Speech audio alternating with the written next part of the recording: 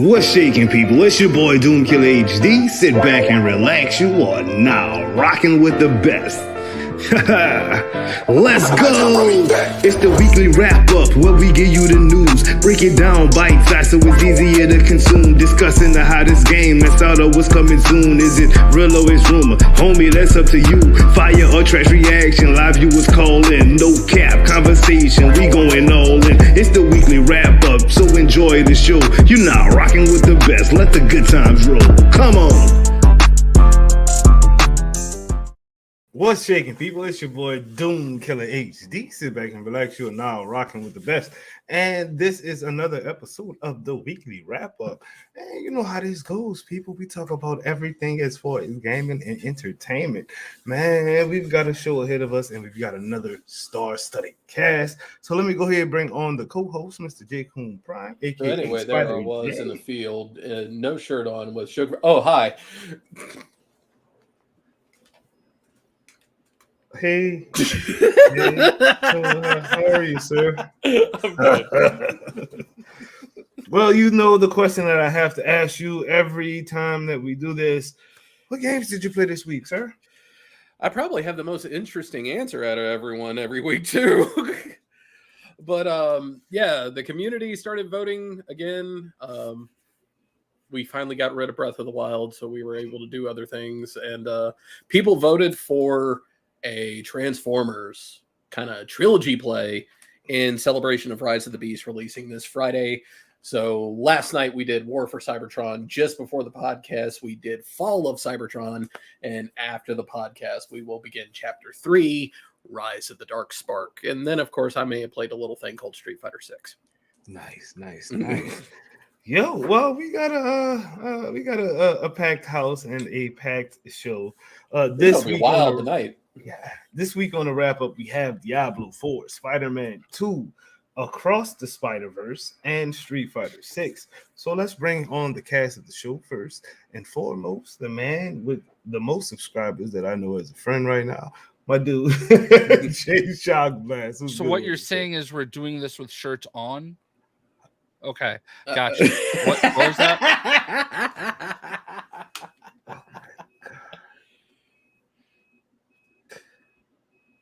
Is it something I said?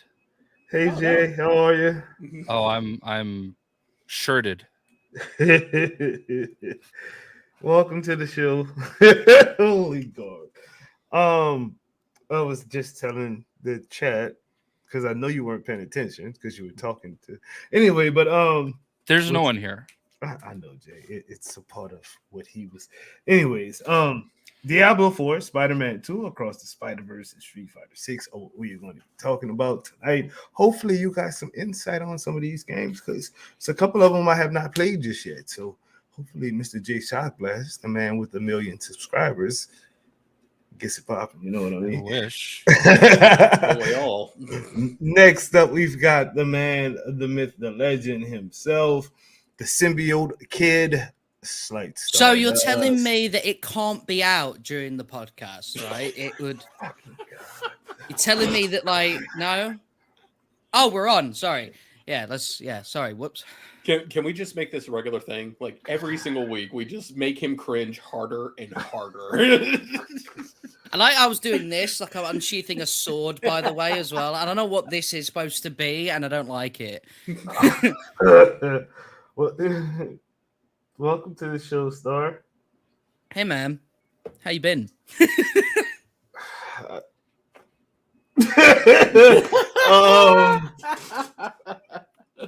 Diablo 4, Spider-Man 2, Across the Spider-Verse, and Street Fighter 6 is what's on the topic list for the night. Hopefully you have some insight.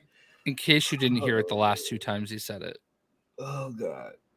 Yeah, just make sure, guys. You know, when he said it on Twitter as well and hypes it up on, all day, we're talking about those things. Last but not least, you know what? Let's just bring Allfather on. Hey, how you doing, Mr. Allfather, good sir? I don't want to stress you out, Doom. It's all good. It's because Allfather was the one we were talking to. Yeah, he was the one coaching all three of us. That's what it is. Okay. Y'all already know what the show is going to be about, so let's just get right on into it with Diablo 4. Best-selling game so far. What the heck is going on?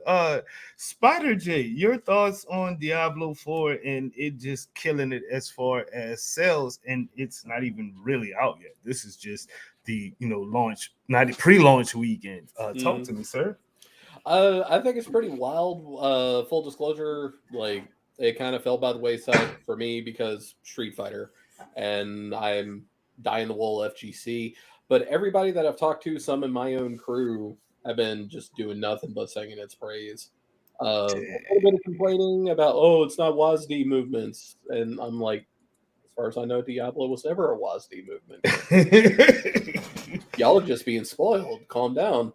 But yeah, it's wild. The game's not fully even released yet, and it's already blowing up as it should, apparently, from what I've been hearing. Okay. Jay Shockblast, your thoughts on it already just killing it as far as sales on the pre-launch weekend? Talk about a Marvel Heroes ripoff. Honestly, that's how I got a bunch of my friends to grab the game. I was like, if you like Marvel Heroes, you are going to love Diablo 4. But there's nothing wrong with it. I do have buyer's remorse, though. I was only in a position to, because like I'm going to LA this week, so I would not have time to do both of them. And I don't know. Diablo is a stream game. It's definitely not a content game. I'm sure there are people that can make content about it, but there's nothing interesting about posting videos. You got to stream it, and it's a great game. It's a well-made game. It's not a exciting game.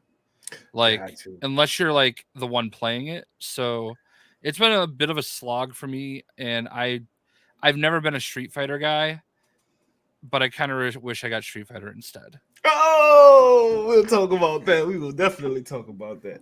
Diablo 4 is selling like crazy in its pre-launch weekend. Allfather, what you think about that, bro? Yeah, I mean, I haven't played it myself, never really got into the series, but everything I've been seeing about it on Twitter, like the character creator and the armors and stuff, it looks sick. Like, I'm not really into isometric, like top-down style games, but I don't know, I might look into it in future. It does look pretty good. It does look good, I have to say. All right. Starter, same question, your reaction and thoughts, sir. You know what, Doom? The reason that I was smiling in the pre-show little lobby is because the reason I was late was because I was playing it. So it was very ironic that like the first thing you bring up is that. So I mean, I've got like really big recency bias. I can totally see why it's made a shed ton of money. I mean, they've already got a great reputation anyway with their past games and stuff. Diablo's a huge looter RPG thingy-mabob, right? They know everyone knows what it is if you're into that sort of genre. And even for me, like as someone who gives no F's about the story at all, like I do not care. I'll skip every cutscene, every conversation. I have to say though that the game is still incredibly fun on its own merit, but I agree with Jay completely, right? That it is a game, not as in I would rather buy Street Fighter. I love the game. I'm glad I've got it. But I mean, as in content-wise, it is one of them things that if you got someone to watch it with you, they'd be bored. Like it's not a visually attractive game. There are a lot of dark areas, a lot of like dullness to it to fit the gothic idea of it. You know, I think it's on purpose, but yeah, I think that I think it's definitely fun for you if you're playing it, if you can get into it. That's exactly what I told Pewter Orton in his stream. I was watching him play. It was, I think, yesterday. And I was like, you know what? This game is awesome, but it's a completely different experience from watching it and playing it. I have so much fun playing Diablo. Watching it, I was like, okay. It's because you're watching someone else basically do the slot machines. Do you see what I'm saying? It's because the whole point of these sort of games is to give you that endorphin rush of, oh, a legendary, oh my god, this is sick. But you don't feel that way if someone else wins like $100 grand. Right. You see what I'm saying? So I would much rather go in myself and earn the loot than watch someone else earn the loot that I want. You know? Yeah, it's a. Oh, go ahead, Allfather. I was just gonna quickly say, like, this is probably a stupid question because I only know the basics of the game, but is it purely single player or is it online as well? It's No, it's online. online. It's multiplayer. It's always It's online. yeah, it's always might- online, but you can like play on your own or make parties with your mates and stuff That like might- that. Or Tip just the run into scales for different me, to be people in the fair. village and join up together. It's Yeah. actually pretty I pretty do love well a good put co-op together. game. I will say as well, Father, because I know that you're big on like cosmetics and stuff like that. I have been. This is just me personally. They have a marketplace, right?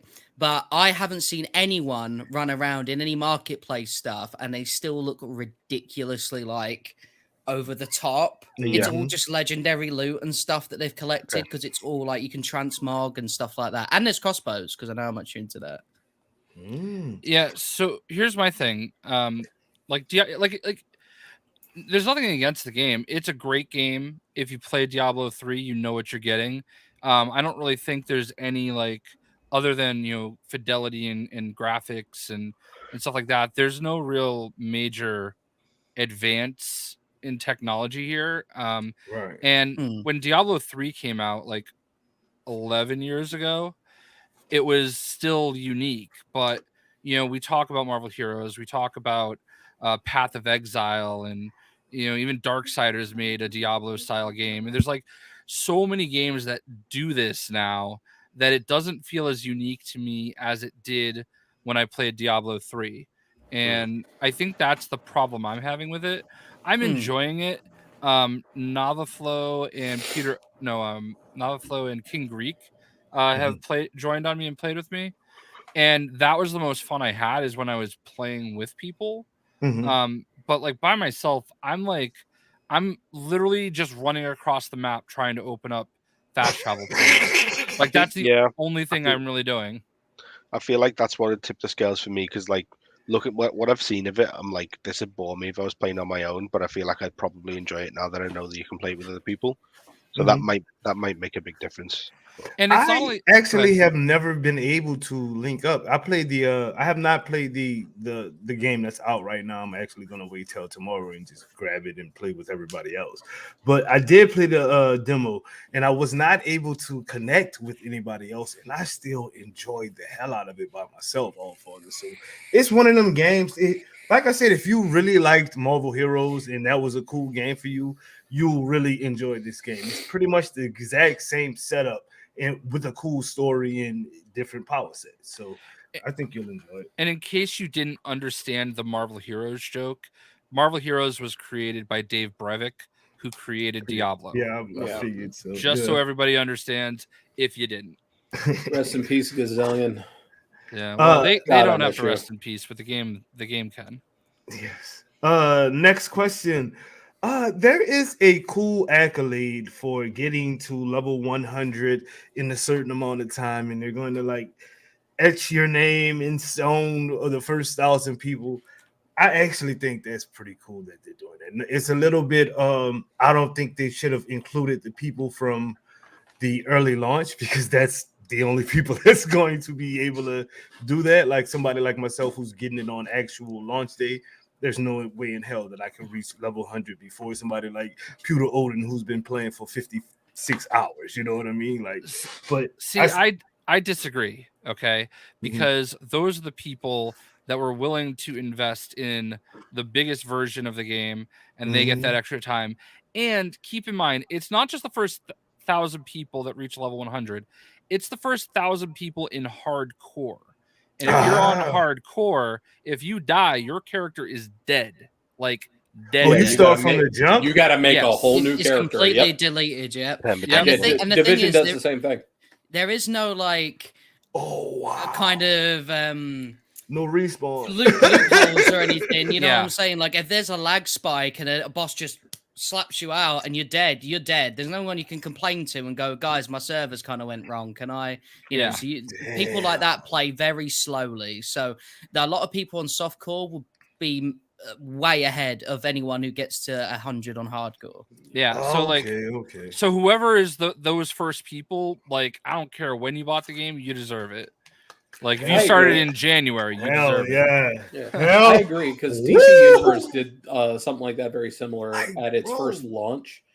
And I was one of them. actually. My entire team DC'd in the Smallville alert, leaving me to fight Doomsday alone. And I beat him, and I got special recognition from the developers for doing it. No, So no. there's an emblem wow. on my character that less than 5,000 people to this day have. Oh, that's Doing cool, something bro. that you just should not be able to do. Okay. Yeah. Jay, you've already spoken on it. All Father, I guess do you want to discuss that? The cool accolade, getting your name etched in stone. How you feel about that? Is that It's dope? pretty cool. Yeah, I don't Yeah. like I say, I haven't really seen all that much about the game, so I don't have like a whole lot to say on it. But it's definitely cool. Be cool if more games, like live service games, did that kind of thing, just as a little I little agree. pot sweetener. Oh, and Jay, I actually fully agree with what you said too. Like, you really changed my mind on that about how, especially it being hardcore and your character is done if you die. Like, Yeah. if you could get to 100, that's I feel it. I feel You it. deserve Oh, a medal. I honestly, and I, you should get rewarded with a giant cock too. To be honest with you. Like the cock fairy should visit you and Yo. just say big dongus. There you go. There you go. That Congrats. should be Big in dongus. broad right under your name. Bing dongas, baby. Yeah, there were a load of times on just my playthrough because I've beaten the campaign where I went into the final section and sometimes bosses will explode when they die and hurt you. I won't spoil which ones because I want to watch people suffer. But and so if I was on hardcore, right? So I was talking with some friends on Discord and I was just going through it. And I was like, oh, I did it. Shit, I'm dead. You know?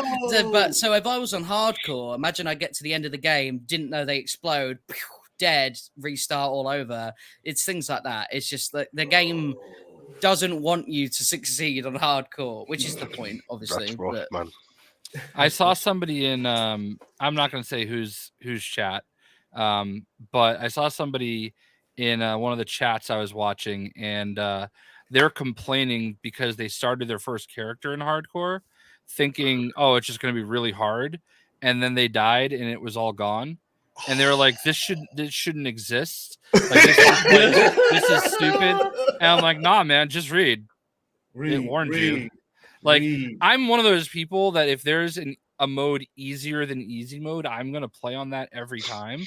Okay. Oh. And I don't care about I don't care about difficulty. But this is also why I don't play Elden Ring or any of those games, because I don't need that kind of stress in my life. And I don't have anything to prove to anybody. I just want to enjoy the story, you know? So I have no intention of ever playing hardcore. But for the people that enjoy it, to tell them they shouldn't have it because you couldn't do it, right? read, that's kind of on you, and you deserve to have your time wasted. Yo, real quick, because I gotta elaborate on that. Jay, thank you for playing on easy mode, because I have switched to easy mode on games, especially my first go through of the game. And it's so much more enjoyable than dying 19 times, trying to wall jump in Jedi. You know what I'm saying? Yeah. What the hell? It's not that I can't do it. It's more enjoyable. You know? And then when I do my new game plus, I turn turn it up a notch. I'm a little stronger, so I'm good. And I'm good with that. If you got a problem with that, talk to Jay Shockblast. It's his idea. And not to bring up the A game, okay? But wasn't that one of the big complaints we always had about Avengers, is that we didn't feel like we were superheroes because we had all these robots that kept kicking our ass, you know? Yeah. So I don't know. That's just how I feel. Sorry, let's go ahead.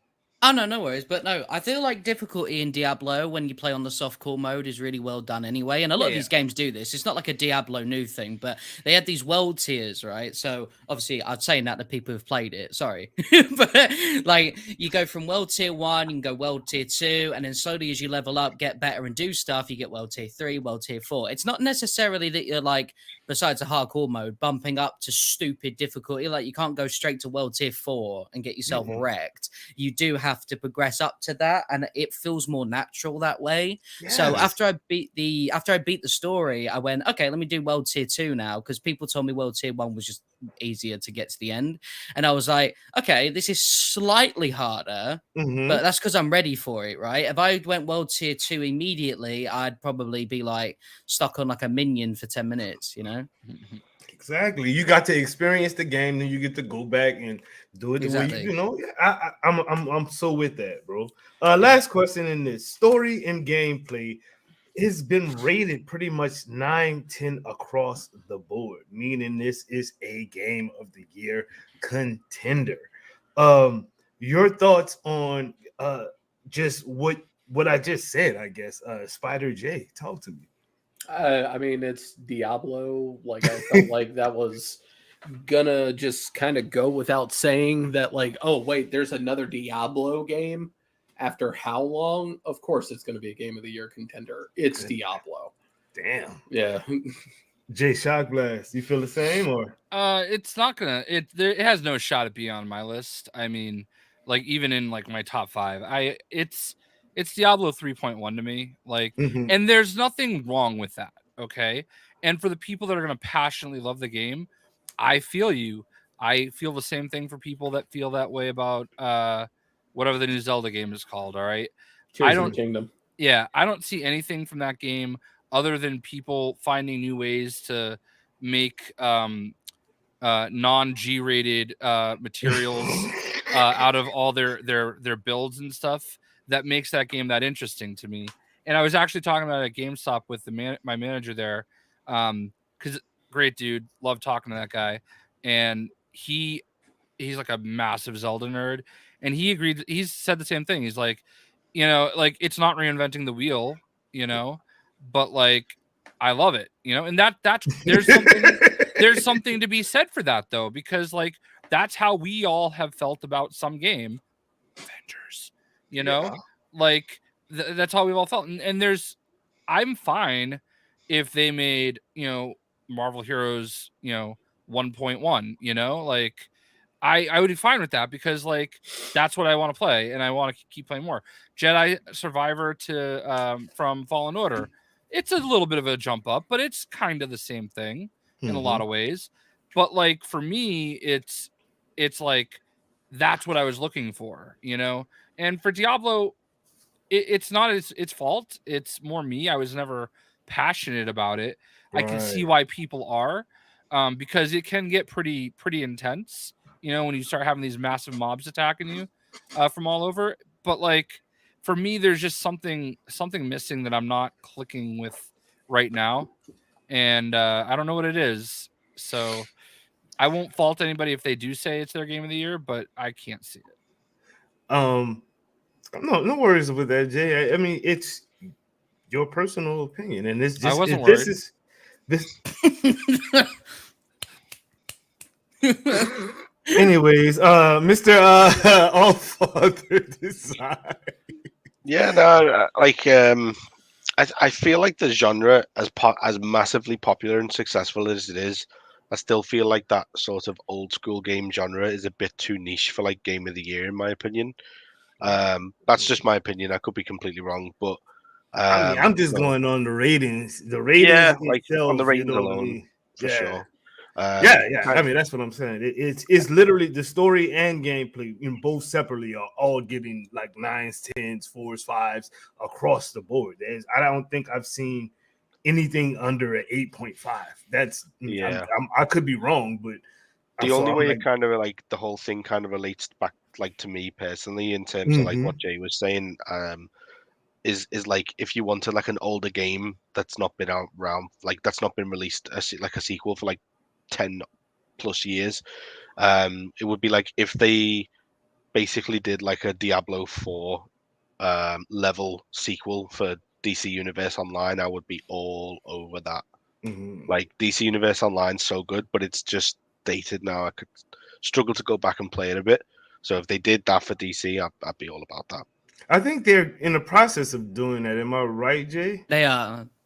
Yeah, I've heard they were doing like a next gen upgrade to it, but next gen upgrade. I don't know how extensive that's going to be, though. I mean, I think like you know, you can improve the textures and improve the load times, and but I don't know how extensive that's going to be. I mean, like a new game completely would have to be just go ahead and throw it on Unreal 5 and call it good. whatever it takes. Yeah, but I love DC though. It was really good back in the day. I feel it. Sliced orders, 9s, 10s across the board. Story, gameplay, game of the year contender. Your thoughts, good sir? I think that we're going to see a lot of them sort of games this year. So when it comes to like the Game Awards, like the normally there's about 3 games that you see in the Game Awards that either win every single award to the point it gets a little silly that they're even in those categories if they're in Game of the Year. Because surely if they're in Game of the Year, they're going to be the best in those specific categories. Yeah. Right. But anyway, I don't think it's going to win like Game of the Year or even be nominated. Not because it's not a good game, but because it's not going to be commercially successful compared to Spider-Man 2 or in the year of like when God of War's come out and stuff like that. Do you see what I'm saying? Like this has been a year of tell that to Elden Ring, bro. We all know Zelda has already been out in years. Like all they have to do is slap Zelda on a box, throw it on a shelf, and say "Game of the Year." Yeah, Man, I mean, it's what would be crazy if Zelda went back to that old school and hit you with the gold disc or something like that, like the old school gold Zelda cartridge. That would make the Game of the Year by itself. When it comes to me, any year that a Spider-Man game is coming out, you're probably guaranteed that no other game is going to be my Game of the Year. Even if it is technically a better game, it won't be a better game. You see what I'm saying? Like Marvel Spider-Man 2 could come out a completely buggy mess, and I'd be like, man, that is the best game I've ever played. Game of the Year. Just give it to it. I think since we've brought up Zelda, or I brought up Zelda, I just want to know where everybody is filing their lawsuits for their loss of eyesight, playing at 20 frames per second. Eyes are bleeding. Eyes are literally bleeding somewhere. I guess that's only for console games or Did you hear that? Like the people who mod like the PC emulated version got it to 60 FPS in like 24 hours or something. Yeah, stupid. Like it's crazy how fast like modders work. Yeah.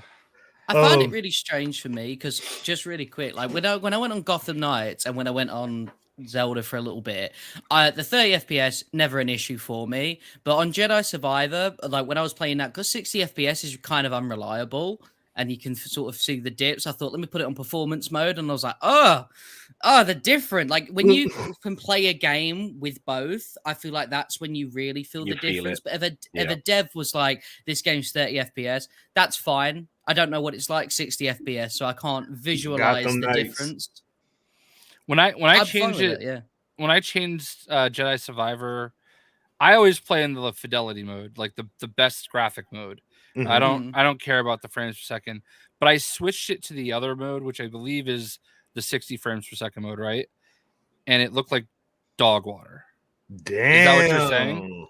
Or because whatever the version that everybody's playing on PC. No, I was playing on Xbox. Oh.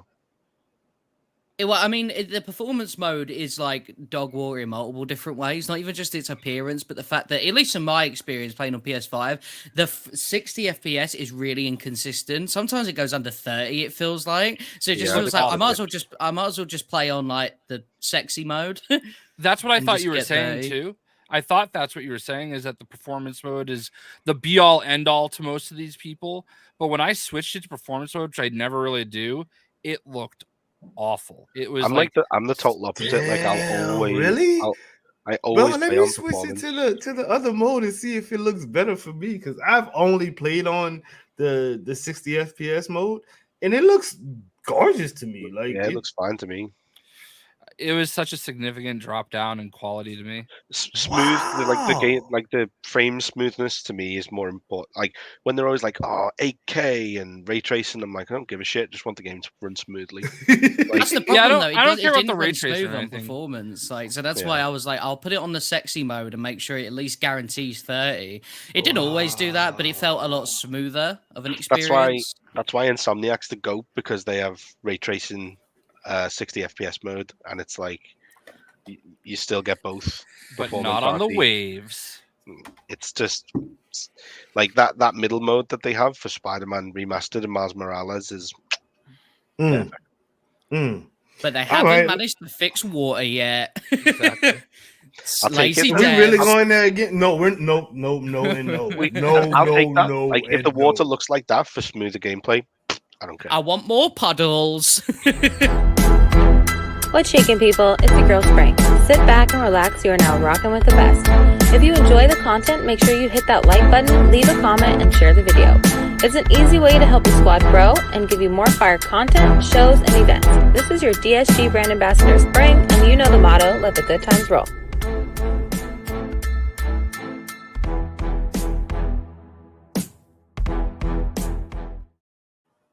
Make sure you guys smash that like button, please. Hit subscribe if you have not, and ring that notification bell. That way you never miss an episode of the weekly wrap up, an upload, or when I am live. All right, guys, let's talk about this real quick because I don't really have a lot to say about it. I know my co-host does have a lot to say about it, but let's get on right into it. Street Fighter 6, the return of the fighting game scene. From what I've picked up and what I've seen, Street Fighter 6 is literally bringing all the old heads and some new heads back to the fighting game scenes, and they're already starting to do tournaments.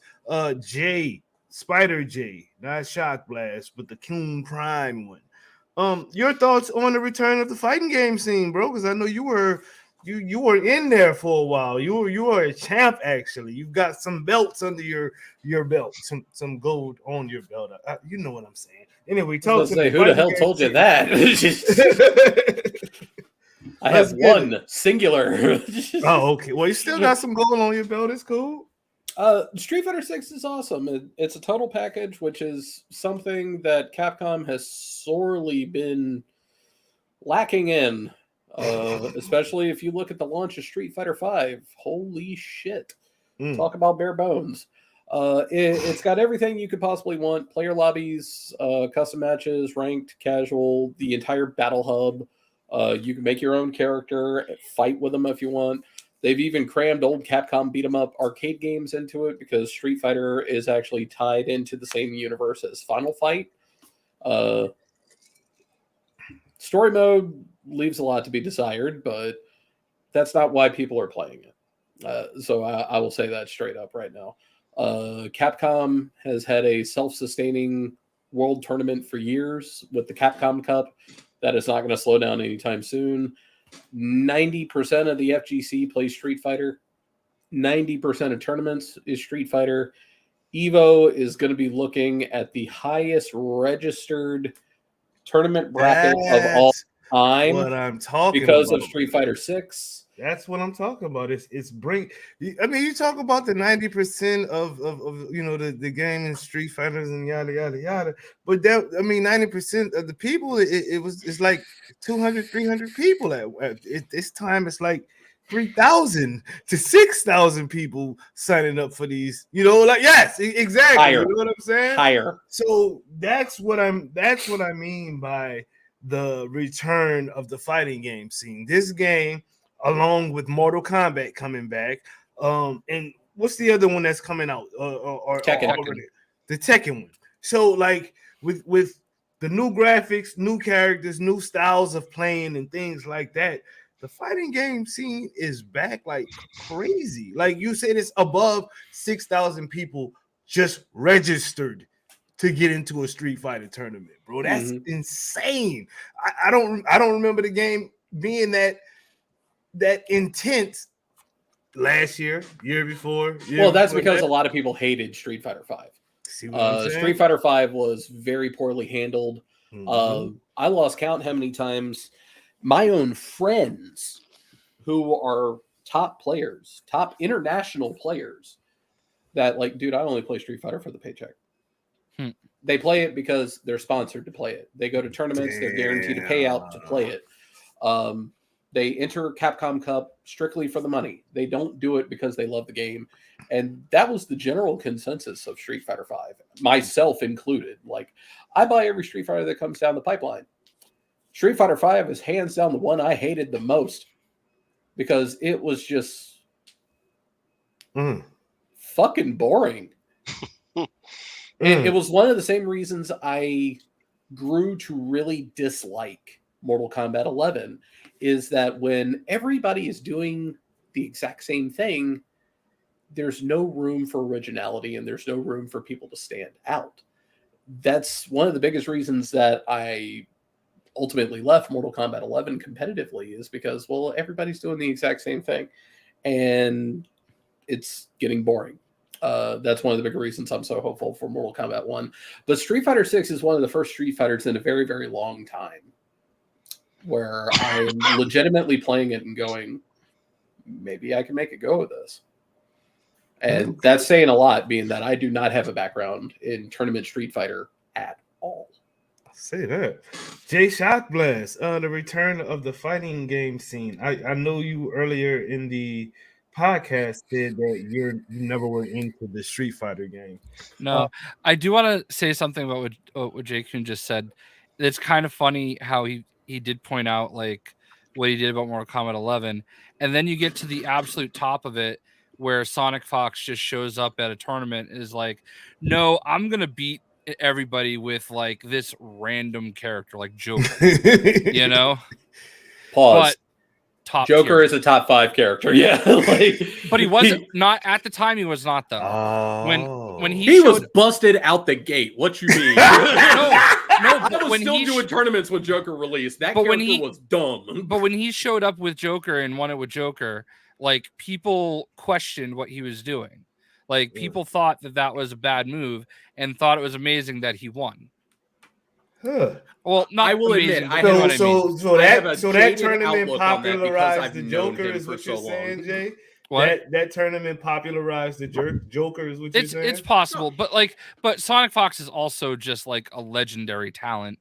Dominic is a freak of nature. Yeah, like no joke. Like he basically just showed up and was like, I'm gonna win it with this character no matter what.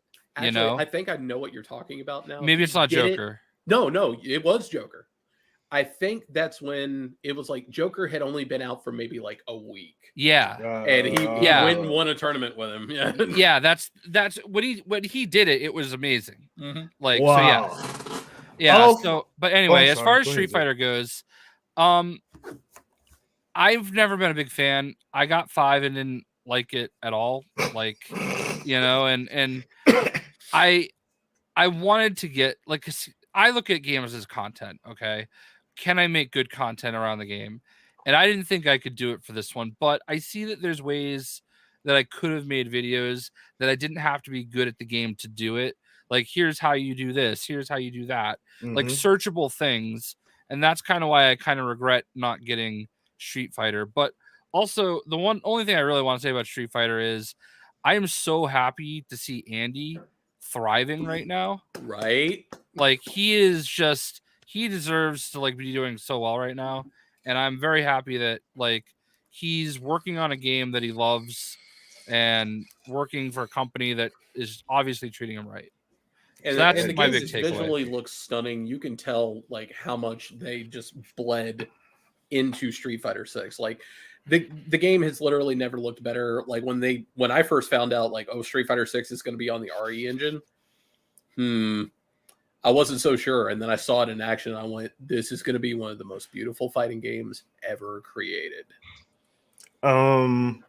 Also, the return to the fighting game scene, bro. What you think about all of that we just talked about, man? Literally never played Street Fighter in my life. Just never touched it. Mortal Kombat, on the other hand, I will be checking out Mortal Kombat. I have a lot of nostalgia for it.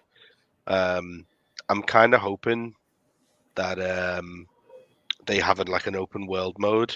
Do you remember I think it was Deception, that they had like an open world where you play as like Shujinko, I think his name was, and you could like travel through the realms and Shujinko was Mortal Kombat Deception, and then Armageddon you played as Taven.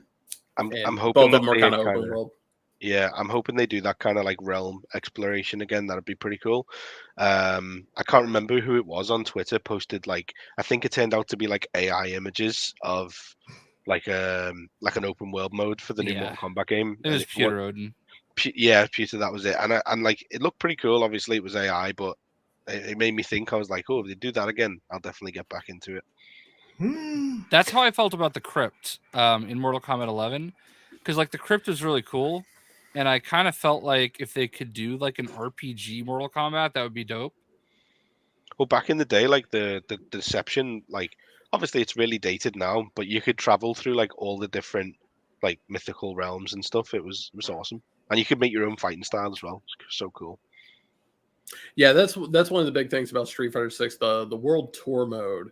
Like, if that's the thing that you're looking for, then World Tour is tailor-made for you, because you make your own character completely from the ground up, from how he looks to how he's shaped to even what he's using. And as you meet people throughout World Tour mode, you start with Luke. Luke is kind of like your trainer mentor. He's the first one you start out with, so you start out with his move set. The more stuff you do, you unlock more of his moves. But as you progress through World Tour, running all around through Metro City and all the different places in the world, you're going to meet other people like Chun-Li or Marissa or Ryu or even Kin. And you talk to them and do things for them, and you're going to unlock their moveset. So you can have like Luke's base moveset with Ryu's fireball and Chun-Li's spinning bird kick and Blanca's electric move. Like, you can just mismatch the whole thing. I'm feeling that. I might. Full disclosure, though, World Tour is very, very silly. So if you don't have the patience for that, brace yourself. Stardust. Hey, man. Return of the fighting game scene, bro.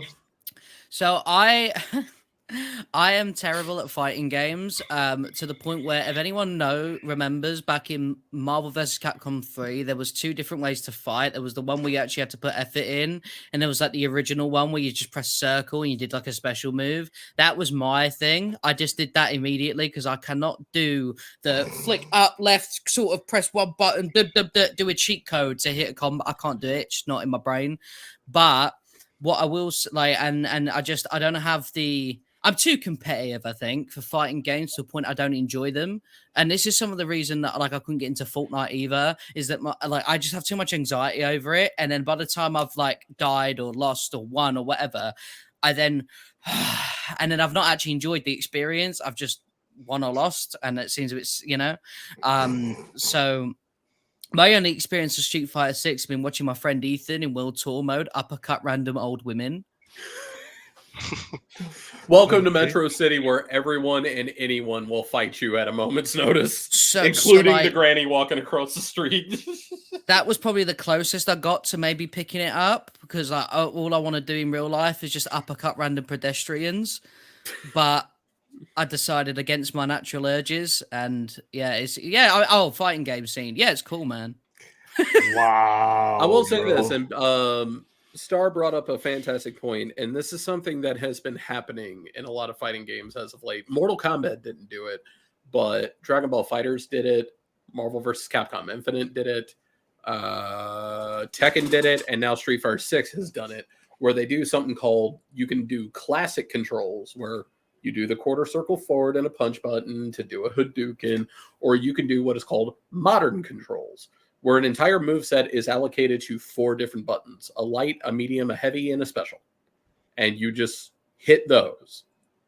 That actually sounds like I might want to get on the game again, bro. Now, there is a trade-off to it. Classic controls requires more precision. It requires more muscle memory, but the trade-off is a higher damage output. Modern controls do all this shit at the push of a button, but you're not going to do quite as much damage as I will if I pull off my combo. So there's a give and take to it. I used to be quite heavily into Mortal Kombat when I was like a kid. I pretty much grew up on it, and I've phased out of it. And the reason I've phased out of it is because a few years ago I used to work in game, which is like the UK equivalent of GameStop, basically. And it was a really, really slow day. And I don't want to get him in trouble saying this, but like, it was a slow day, so we ended up just playing Mortal Kombat. I think it might have been MK9 in the back office, and he was like, I was like, oh, I'm pretty good at Mortal Kombat, and he was like, okay, let's have a few rounds, and he just smoked me, like literally 10 rounds in a row, just destroyed me, and I literally stopped playing it. Like, I was just like, I've been playing it since I was a kid, and I was like, no more, that's me done. Damn. All father no more, and he just like takes off his Literally, clothes and mate, leaves it in the bin as he honestly, walks off. I was just like, here's my notice, like I'm leaving. I have a Bruh. lot of sympathy with that because I've been on both sides of that fence. I've been very much just like hip deep in the competitive scene, and I've also been hip deep in the casual scene. And there's only ever two types of people, and you deal with an ass whipping one of two ways. If you're casual, you just go fuck it, I'm not playing anymore. Yep. The competitive guy goes, I'm gonna go to the lab and I'm gonna come back and I am going to kick your ass out of your nose. Yeah, you I, can call me a casual then, because no, sir. I beat Caboose in one round, like not like a full match, but like one round one of like a best of three. And I think he put his controller down, but that doesn't matter. I will live with that moment forever. Me and Caboose at the beginning of MK11, like I would pop into a stream a ton and we'd play. Caboose got a lot better in MK11 to where like it used to be like I would just trounce him every time I ran into him in Injustice. But like MK11, like there were a lot of sets between me and him that like really could have gone either way. So like tip of the hat to Caboose, like he improved a ton. I'll tell you though, this is definitely the year to probably go to Evo, and I have a lot of people in my ear that are like, "Oh, are you going to Vegas? You going to Vegas?" I'm like, "Why would I go?" I'm like, Wait "No, till you next should year. go." Wait till next year. Well, I'm sure next year will be really good too, but I think everybody's going to be there this year to talk about their new games. I'm Just going as this much. year. I wouldn't count on it. Are you going I'm to going. Vegas? Yep. Oh my god. Yep. I'm going. I So decided. here's the thing with Evo. There aren't as many announcements at Evo as people think. It is what it is. You I'm may still get you may going. get one or two, but that's gonna be about it. I It's don't not even care. about, well, so here's the thing. There was one Evo right before when Mortal Kombat 11 was coming out. I think they showed off Melina behind closed doors. So like there is definitely opportunity. There's going to be opportunity at Evo, I think, especially with Mortal Kombat 1 coming out like a month and a half later. Yeah, and I'm not saying that there is an opportunity there, and this is just coming from someone that like I've been to Evo like 7 years straight. And unfortunately a lot of that stopped with the pandemic and everything. But Evo for the most part, and the game devs know this, and I heard this straight from Ed Boon's mouth during the Injustice 1 days. You could show something at Evo, sure, and you're gonna get about that much of the audience. But it's a very specific, a very niche audience that's going to be paying attention to what you're doing. But that niche isn't going to make the bucks. Now you do it at the Game Awards, you get that audience instead. I have a suspicion, and I don't know this to be fact, but like for Mortal Kombat 11, they brought us to Chicago so they did the reveal in like January, and then they brought us to Chicago in March, and then the game came out I think in like the middle, it was or like late the April. next month, something like Yeah. that. Yeah. And this is like a month or so before the game launches. Oh, So I'm not disagreeing with you. You very So well I could be. just have a feeling that like if they're gonna do an event like where they have creators out and stuff like that, it's just gonna be at Evo because everybody's already gonna be there, and it's just logistically easier. I really have I'm actually considering it, and it's during the summer. Here's the thing though, it's Vegas. I don't care about Vegas. I've been to Vegas twice. I think it's overrated, but Yep. like, and it's like 2 weeks after we get back from a cruise, so it's like, I don't know. I kind of want to go, but I kind of like, I don't know. Like it's tough, but there's a lot of stuff this year. Like legitimately, like the next 5 years of fighting games is about to be set up this year with Street Fighter, Mortal Kombat, and Tekken. I'll make a prediction right now with Evo, Street Fighter. Absolutely, you're probably going to see the announcement of the first set of DLC characters since we already know what they are. So we'll probably get a release date for those. Tekken, we're either going to get another character or we're going to get a release date. Mortal Kombat, we may get a character. That's it. Oh, That's they'll fine. definitely reveal. All right. They'll Well, reveal let's some go ahead characters and go there. into this promo real quick, and then we'll move on Stardust to had the something. next subject. No, you didn't. It's fine. It was a joke. Carry on, dude. No, I was want going to to say, it. when are we getting? FinancialFelons.com is where you can find the latest and exclusive DSG gear, from Fire or Trash, Excelsior Now, DSG Team Gear, and more. That's www.financialfelons.com. Make sure to use code DOOM for 15% off. That's code DOOM for 15% off. This is your DSG brand ambassador Spring, and you know the motto, let the good times roll. All right. Spider-Man 2. I know you hyped about this one, Mr. Slight. Finally! Sorry, boys. Listen, all right. I love the fact that people are passionate about stuff, but let me tell you, my question was going to be, I was told there'd be Spider-Man here. We're here. We're at this point in time, so go ahead and get it. All Punch right, and and pie. that's the show. We'll catch you next week. Oh, I've got to leave early. Yeah, all right, sit now. Wow. New form, new powers, Miles Morales. So I kind of posted a question on Twitter. Well, how are they going to explain Miles Morales' new, like he's got the Hadouken, he's throwing blue lightning and stuff, the yellow normal venom shock lightning, and everyone is like, oh, it's because he absorbed new form from his game. Is that really what they're going to go with? Literally, like, I mean, he's absorbed all kind of stuff and never changed the color of his lightning. So I'm gonna ask you, Mr. Slight Star. You were the one of the people who said new form, new powers. What's up with that? I think it makes the most sense. I think that the reason I'm going to be completely honest, until the game says otherwise, I think the reason for the new powers is purely because new game. Like sometimes that really is it. Like Peter Parker's got the symbiote, he's going to have the arms. Got to give Miles a bit of extra sauce as well. And I think explaining it with the new form makes the most sense. Obviously, you are right. He absorbed a ton of like the generators and stuff, but that's just more like of his sort of, electricity nonsense. New form was like its own built energy that was unstable, not very safe. Miles absorbed pretty much an entire like reactor's worth you could see it. It literally was getting like to his bones and everything. Yeah, exactly. Like it would have taken it would have taken all of Harlem, and it went into him. Like Finn had to take him all the way up to basically almost like space level to be like, okay, you can blow up now, for it to even be safe, and it still shook the buildings below. Do you know what I mean? Like, absolutely. But didn't he expel all of that energy right then and there?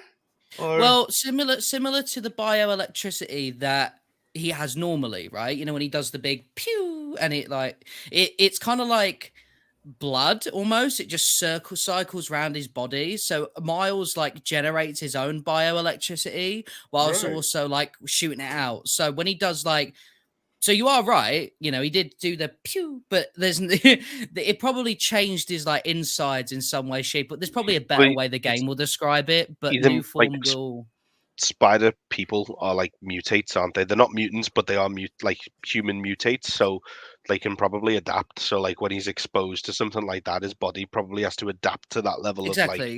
Yeah.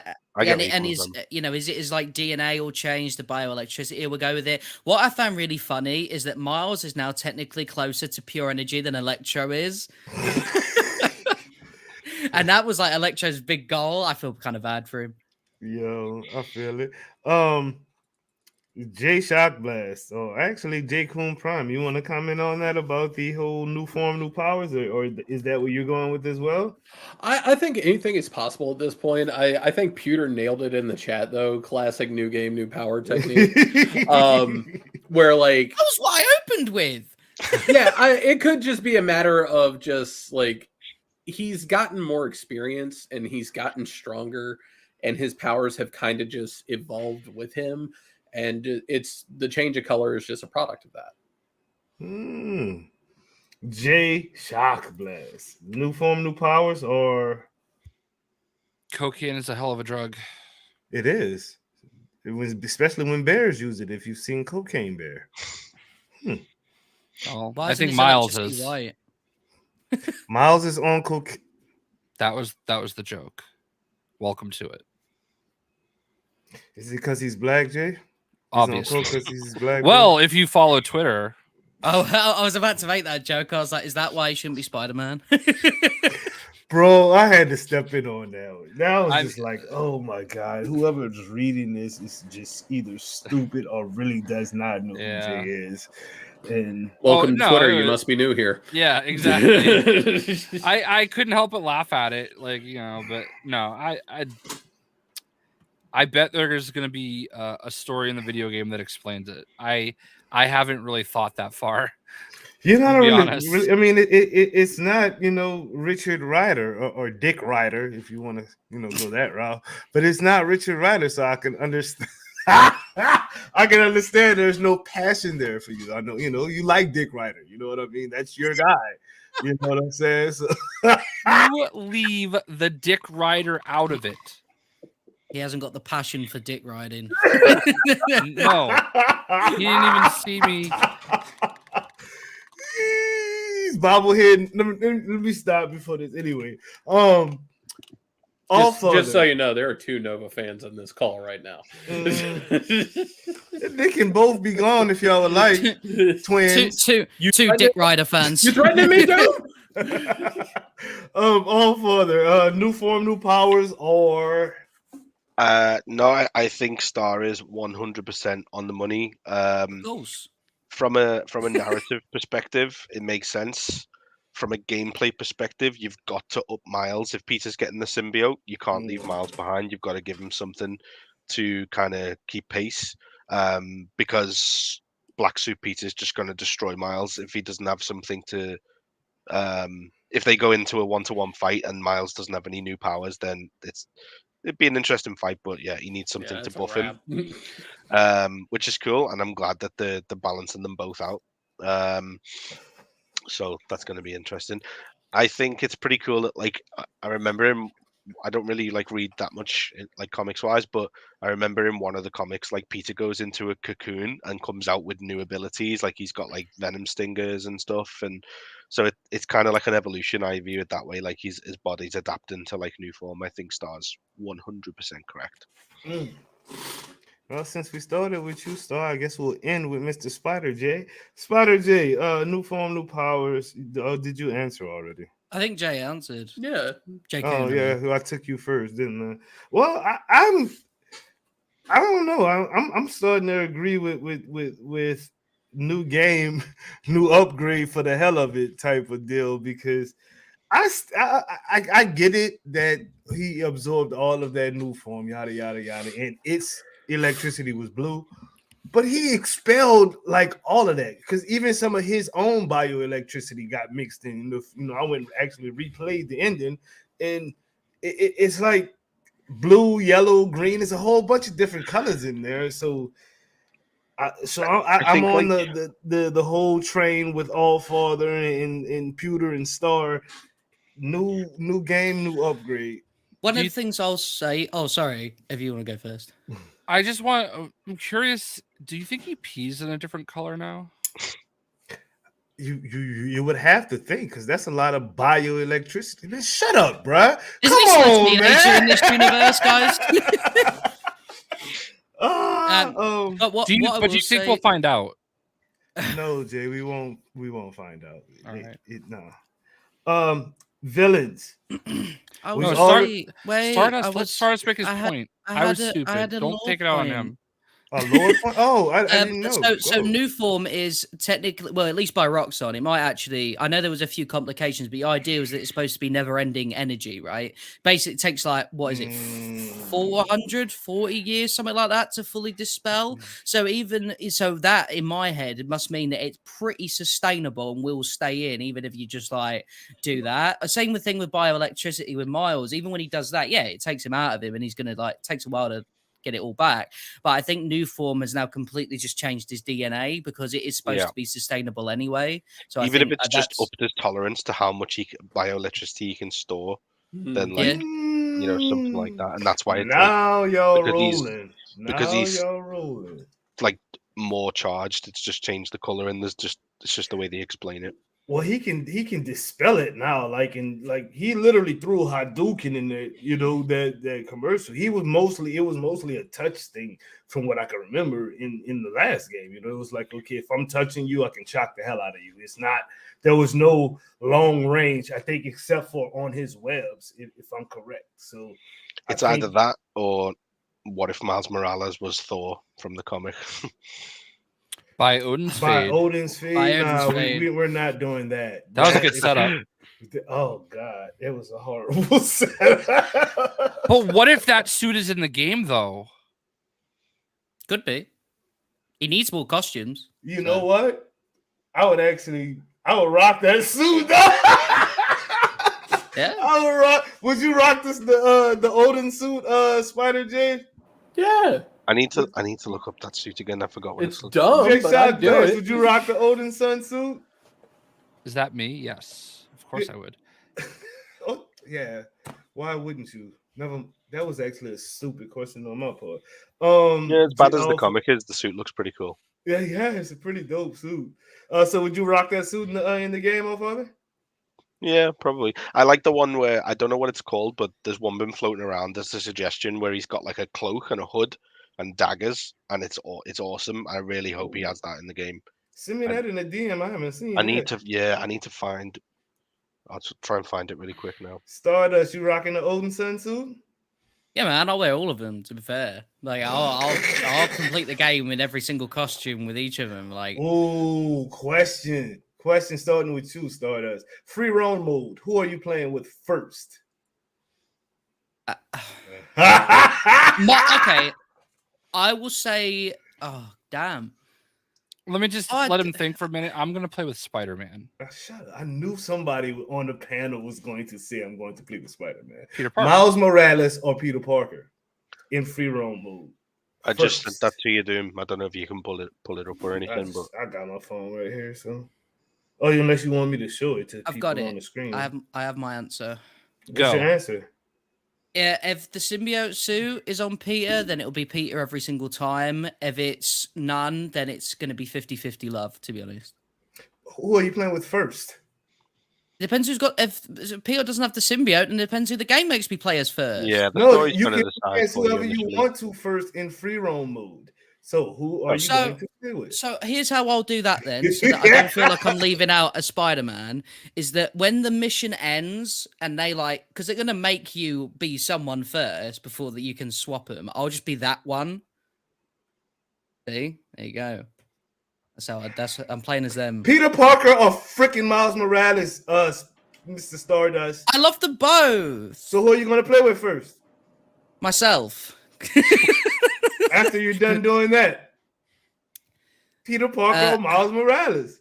It's just literally would you rather without would you rather. Why is this harder than if you asked me between two best friends or something? This is actually more difficult. Because you don't want to sound racist for one, and you might not want to play with Peter for the two, but you don't want to sound like you putting your own people off. So you got to choose, sir. Because as you know, if you want to play as Peter Parker and you're white, that means you're racist automatically. I genuinely think they're both excellent. And after watching Spider-Verse today, I'm like, they're so like evenly matched for me now. And Lewis, you can suck my ass.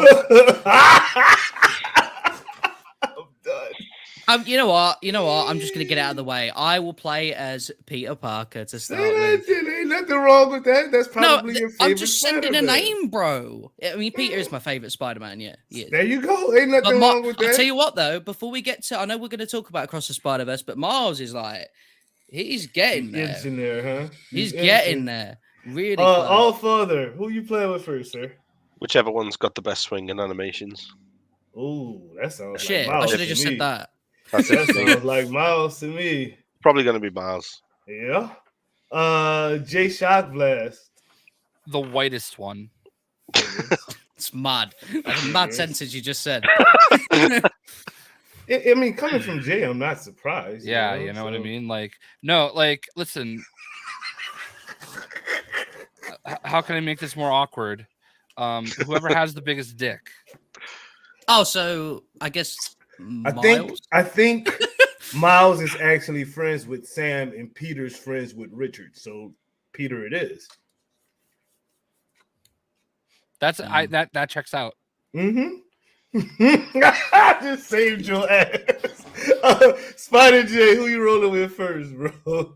Whoever's got the better combat moves. Ooh. You want to throw electricity or slam 5 people with the...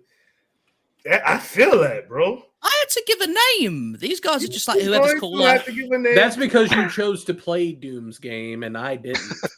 Oh no, you still your answer. You still gotta say which one. So let's see how we're gonna figure it. Okay, if we'll do like with Stardust. If Peter does not have the symbiote suit at the end of the game for free for all mode, who are you playing with? Spider J. Whoever has the better costume variant. You can only pick one costume at this point in life, and it's the original costume from Spider-Man, from Miles Morales, where Spider-Man had the upgrade suit and Miles has his black and red suit. Who the hell are you playing with, Peter Parker or Miles Morales? Jay? I'm gonna play whoever Doom picks. I'm gonna play as Mary Jane.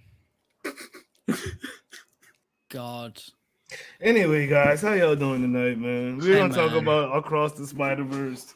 We had to get rid of the J's because they're ignorant tonight. I don't know what the hell is wrong with them. Ugh. There's a really funny joke if you added a third J, by the way, but I'm not going to go there with it. Aren't you legally obligated to play my theme song when I come back? Across the Spider-Verse, the greatest Spider-Man movie to date. Is that really what I mean? The consensus is that's what Mr. Tom Holland said coming out of the movie. Mr. Tobey Maguire posted that on one of the social medias, and Andrew Garfield also said the same thing. Are you in agreement? Is this the greatest Spider-Man movie you've seen to date, Mr. Spider J? Yes. Damn. All Father. Haven't seen it yet, but everything I've seen of it looks amazing, and I'm looking forward to it. Wow, you should definitely see that movie, bro. I know. Like, I don't get much time. I don't get much time to go and see films just with like having the kids and stuff. But like I haven't even managed to see Guardians 3 yet. I'm way behind on films. But I pretty much know what happens in Spider-Verse. I've like seen spoilers and stuff, so I'm not too bothered. Like you just talk about it openly because I pretty much get the gist of what happens. Oh no, this is a spoiler free. The movie's still fresh. I'm not gonna do that to nobody. But well, let's start us. Let's go ahead with you. Greatest Spider-Man movie you've seen to date? Okay, so with me, when it comes to Into the Spider-Verse, the first one, I didn't rate it as highly as everyone else did. Not because I didn't enjoy it, it wasn't like, people saying this is the best thing like of all time. I want to breathe this movie into my lungs. I wasn't like that necessarily. I thought it was a very good movie, and I thought that was it. I watched this film sort of expecting to feel sort of similar. I came out of it with like a really big goofy grin on my face and really, really excited for like Beyond the Spider-Verse without going into story stuff, because I agree with you, Doom. I really hated how people have just gone, well, and then insert story spoiler here. I left with that thinking to myself that Miles Morales was in my opinion, the best depiction of Spider-Man's principles and morals in any film we've ever seen involving a character called Spider-Man. Genuinely, like, so this is me saying this. I think Miles Morales in those films is the best Spider-Man we've seen in films and stuff like that. That I genuinely believe that. It's a shame that I can't say a lot why. Yeah. You know what I'm saying? But like, if you've watched the film, you all know that the reason I say that is because he really is he embodies Spider-Man. It. He really does. He is, yes, 100%. That's all I can say, sadly. But Jay Shotglass, I saw some of your tweets. I actually had to jump in on one of them because somebody was being a douchebag. But your thoughts, well, let the people know what you think about as someone that generally hates multiverses, so Mhm. therefore would hate a thing called the Spider-Verse, I think that this is easily the best Spider-Man film I've ever seen. It was so good in every possible way, and not because of just Miles Morales.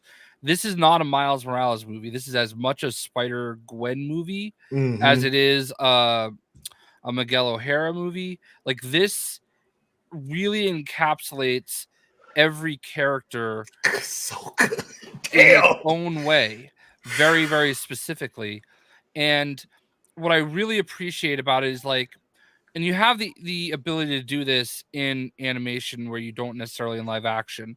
Like, the way the art styles could change for different characters, you know? Mhm. And I just, and this is what I was trying, like, I knew that the way I worded it, the people that didn't know me, the people that didn't understand me, they're the people that say, "Oh, white person say Miles bad," like, which is not what I was saying either. But like, obvious racist, like, it's such a crutch at this point. Like, Mhm.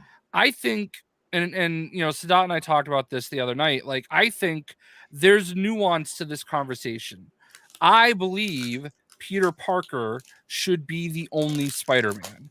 I believe that all mantles, not because of Miles Morales, I believe that all mantles are a crutch. Like, Mhm. to me, the original character is the character. Like, there's no legacy characters. That's who it is. And I look at, even in this film, all the other spiders all had other names. And there's going to be a point where it's a disservice to not give Miles his own name. But that's I, not the point here, okay? The point is, like, I respect and appreciate Miles Morales as a character. Calling him Spider-Man or whatever he ends up being called. And this film is really elevating him as a character, Gwen as a character. A lot of people are learning who Miguel is now. There's a lot of things that go into, there's just got to be nuance to the conversation.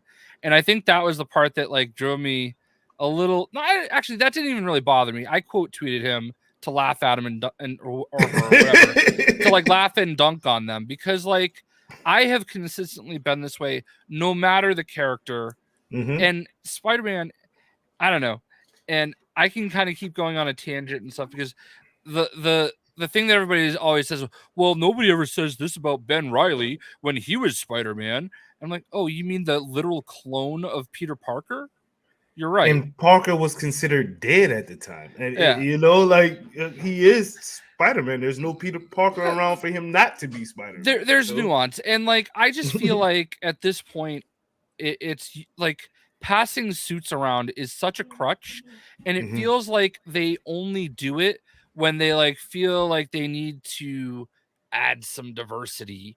And I feel like that has to be insulting to people, where you think I can only like a character if it If looks it's like, like me. You know what I mean? Like, but you can do that if you create an interesting new character. Miles Morales is a little bit different, and I'm sorry I'm dominating the time here a little bit, but, yeah, you like, good. he's always been a little bit different because he came in from another universe, Right. Like, he started there, so I get it, and I don't really have a huge problem with him being Spider-Man if there's going to be anybody else they call Spider-Man. I Mhm. just hate the idea that one of the three most popular comic book characters in the world has to share his identity with anyone. That makes it. I'm gonna be honest with you, Jay. I'm not a fan of Miles Morales Spider-Man. I love Miles Morales the character, and I love him being Spider-Man. But I just think he needs a different name. Like, I asked my daughter. My daughter watches this show. It's like called Spidey and Friends or something like Yeah. that. And I paused the show. I was like, "Who's Spider-Man?" And she's looking My at son me watches that. crazy. Like, she's like, "They're both Spider-Man." I said, "Well, who do you call him?" She's like, "Well, that's Spidey." I said, "Well, what do you call him?" She said, "That's Spin." So you don't get them confused because they're both Spider-Man. So he's Spidey and he's Spin. And I was like, dang, if they could do that in a little kid show where they could actually differentiate them, you know what I mean? And Call him Spin. Call him what they did in the old show. Call him Kid Arachnid or whatever. Give him his own identity. Whatever. They've tried it twice and they both sucked. Kid Arachnid sucked, and they were going to call him Spy-D, the letter D.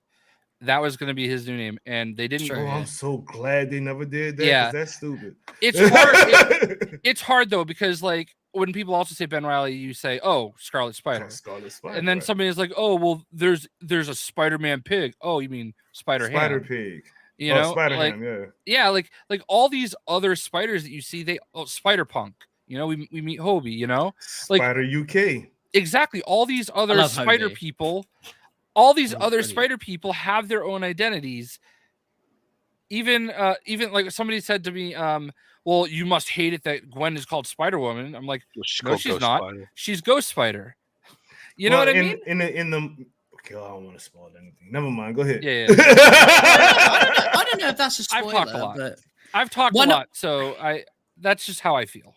One of the things, and this is in no way like Jay's wrong. I do agree with Jay when it came to back with the Thor argument in the A game. I totally understood where it was coming from. It is his name, but I also did defend it in the other side. I was playing Devil's Avocado, but like nowadays, I can totally understand what he's saying. I'm not gonna give my name to like someone else and be like, "You're me now. Take the power of." I don't know. Right, if somebody else who you mentored started a YouTube channel, they can't be Stardust as well, right? They exactly. Stardust too. But one thing I will say that about Miles and Spider-Man is that one of the things that I really appreciate is that they haven't given the name Spider-Man to someone who, in my opinion, couldn't be the original. Do you see what I'm saying? Obviously, this doesn't happen, and I get it. But if you just change everyone's memory of Peter Parker completely, which there's a movie that did that. Yeah, but you do that, and Miles Morales was the only Spider-Man, he would still be, in my opinion, as beloved as Peter Parker because he is so close and pretty much like the principles, everything is Spider-Man to a dot. So I think Miles Morales is, in my opinion, the best legacy character that could genuinely be like, here is the crown of Spider-Man. If they decide for whatever reason, which I don't think they should ever do this, but a lot of people who read the most recent comics believe this should be the case, just retire Peter Parker and kill him off forever, which should never happen in my ever. Like in 50 years time, I'm not going to be able to pick up a Peter Parker Spider-Man book. That sucks. But if they did that, Miles Morales is 100% the person that I would be happy with taking over from someone like that. Whereas like any other legacy character, like Iron Man being gone forever in replace of Ironheart, I'd hate that. Like I would hate that. Like but Ironheart has her own name, Ironheart. Right, she's not Iron Man. So yeah, I don't have a problem with the character being derivative, but like, you have to have your own identity, and Miles Morales is always going to be a tricky one because, like, I can't really think of a legitimate different name for him. You know what I mean? But I was gonna say Ghost Spider, but Gwen already took that because that would be a sick name for him. I'm like, that's actually a good name for Miles because he can turn invisible, right? Yeah, it really would have made more sense for him for sure. Yeah. Allfather, you have not gotten your answer in. Greatest Spider-Man movie to date? I hope. Oh, you haven't seen it. Never mind. Sorry. So we did answer you. Kind of like, yeah. I'm sorry. No, it's good. We having too much fun tonight. The story is just about perfect. Lots of great twists and plot turns in it. Without spoiling anything, Jay Shockblast. The shocks and twists and turns where you like yeah, like that was there are certain movies where you get to the end of the movie and you just never forget that feeling that you feel, and this is one of them. Like I haven't felt that way since Infinity War, to be honest with you. Damn. Like you get to the end of the movie and you're like, wait, what? Right. Oh my god, that ending, bro. And I knew the movie was almost over, but I still didn't see it coming. No. Like I was like, okay, yeah, they can wrap this up soon. I mean, yeah, it could happen, but Yeah, But that it was such a didn't. and I kind of knew that something was going to happen at the end because I saw somebody compare this to The Empire Strikes Back, and I was like, wow, that. And now that I've seen it, I'm like, that's a pretty good parallel. It really is when you think about it. Yeah. I hadn't seen that, but that you said. Yeah. Slice Stardust. Stories pretty much just perfect, great twist and plot turns. What did you think about the twist and plot turns in it, bro? Did it get you? Okay. I unfortunately TikTok spoiled me for that one, the big one. Because you want the ending one, right? The big one, the ending one, big one at the end. Because my algorithm is sort of Spider-Man related, comics, stuff like that. So like when I'm scrolling, I'll get a spoiler, and I can't just move. I have to keep watching because I'm an idiot. It's just the way it is. However, weirdly enough, once the context was there, it kind of the context is what surprised me. The why that happened, you know. And when I realized that, and also, how do I want to say it without saying it. You can't say it, Star. Don't say it. Okay. The bit that is shit. Okay.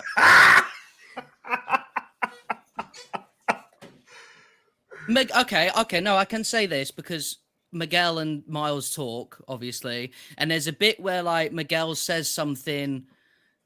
Right. Yeah, and it's kind of like, oh, that's sad for him. You know what I mean? That to me, with that, and then seeing like what could happen if that didn't happen is really like that's something. And that to me sort of like makes him such an interesting character in general. It makes me appreciate Miles a lot more. Bro, for him to actually hear Miguel say that and still be able to be himself and be that person that he was not even. Let's just go to the next person because I'm about to damn spoil this shit. You know? Yeah. I'm getting too close now because I don't want people to be confused. Like, what's he on about this bit with this? It's just it got away. Spider J. Story is just perfect. Great twists and plot turns. Did you get got? I mean, it's a bunch of plots and twists in there. Did you get got? I honestly feel like at this point, I'm the only one that remembers that when this initially got announced, that it was announced to be a two-parter. I think everybody just forgot. I'm saying that the plot twist in general, because the plot twist in general. No, I don't think I got because I kind of had a feeling that they were going to kind of swing in that general direction. As much as I hate to say it, because they kind of already did it in the comic. I see. Miles from because don't say anything if it's no. I'm talking the comic. Miles. Yeah, but if it happens in the comic, actually, never mind. You're right. It might. Y'all are on the money. Never mind. So we'll just gloss over that. Right. The only thing I will say, and I will mention this because he was very apparent in the previews. Why'd you have to do my boy Ben like that? Why'd you have to do my boy Ben like that? Seriously, he was just like what? Like when you first see him in the movie, Chad ever, bro. When you first see him in the movie, I'm like, oh my god, they're really doing this. They're really going this Ben. Okay, cool. I'm with it. I think with the way they portrayed Ben, I think it would have been better if they replaced him with Kane. Agreed, 100%. Because Kane is the broody one. Yeah, the edgy guy. I think. But they switched him back when he came to the next scene, and it was like the chase or whatnot. I love the fact that they kept portraying him like his whole attitude is just based around the fact that Rob Liefeld drew him. And I thought that was just the funniest thing in the world. That's why I loved him. Okay, next question. This is as much of a Gwen Stacy story as it is a Miles Morales story. And the way that it was told, I'm all for it. That the way they broke that down from the start of the film to the end of the film, and how it intertwined and interconnected with all of these different characters that they literally broke down for you real fast. It was fast, but you felt each and every one of them that they wanted you to feel. How do you agree that this was just as much as a Gwen story as it is a Miles story? And are you okay with it, Spider J? Absolutely. Mm. Because over the course of time, Spider-Gwen has become every bit as important and popular as all the others. Stardust. My favorite part of all this stuff has been that people are shocked that Spider-Gwen doesn't call herself Spider-Gwen in her own universe. Which Yeah. she's just figured it out. My name is Spider Secret Identity. No, but in all seriousness, though, yeah, I'm 100% all for it. Spider-Gwen is, for what Miles represented, is sort of the same for Gwen, with a lot of, like, you know, women growing up these days. I think it's amazing. I think it's spectacular. Like, it's brilliant. I was about to do more Spider-Man objectives then. But yeah, no, I think I'm more than happy for it. What they're doing with it, I would love for the kind of hinted at thing to happen. I would literally make my heart like pour out. I think it would be so cute. And I'm just hoping, I'm hoping for the best. But Jay Shock Blast, same question. Well, you kind of mentioned that yourself a little bit. That this considering that's what I led off with. Yep. Fair enough. Rate the movie. Not. You got anything you want to say about it, Jay, before we move to the next one, bro? 'Cause like I said, you did start your thing off with that. So I'm just sad that you cut it like a second early as I went like this, and they couldn't see it on the stream because I knew it was coming. So no, like I mean, I understand why people expect it to be Miles because like all the advertising centers around Miles, but like I feel like you can't do an Into the Spider-Verse, Across the Spider-Verse, Beyond the Spider-Verse, and not focus on the Spider-Verse. You know, I understand you have to pick like a couple people, but like to me, even the first movie definitely like was a very much a Miles movie, but like it was as much everybody else in a lot of ways too. And you know, if you're gonna go all in, go all in. I liked it. Yeah. Can we comment on one thing? Go ahead. This movie confirmed that Spectacular Spider-Man was the best animated Spider-Man of all time. Rate the movie from out of 10, starting with 0 being the lowest, 10 being the highest, and I'll start with you, Spider J. 13, because I'm going one step beyond. Damn. Starters. I'm gonna go 14 because I'm going not only beyond the Spider-Verse but beyond J-Kun Prime. Jay Shockblast. 9.7. Because I don't believe anything's really perfect, so you got to leave a little bit of room. I don't know. I think this movie was damn near. Yeah, a little bit of room. There you go. From what you've seen in all of the spoilers that you've absorbed, Mr. Allfather, would you like to give a rating? You don't have. I'm super excited for it. I'm going into it hoping it's kind of like what Jay said. There probably is always room for improvement. So yeah, around that like sort of high, above the 9, maybe not quite 10, but I'm very excited. What I do want, and I know this is controversial.